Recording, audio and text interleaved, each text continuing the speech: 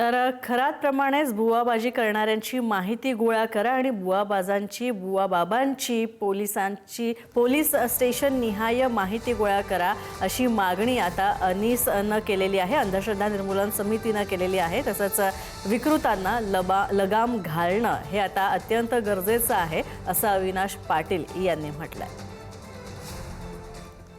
सत्ता व्यवस्था यंत्रणा ही वाढायला लागतात, हे गेल्या दशकामध्ये आपल्याला मोठ्या प्रमाणात होताना दिसतंय आणि त्याचंच प्रतीक खरातांसारखं आहे। 80च्या 90च्या दशकामध्ये अशी प्रकरणं महाराष्ट्रात पुढे आली।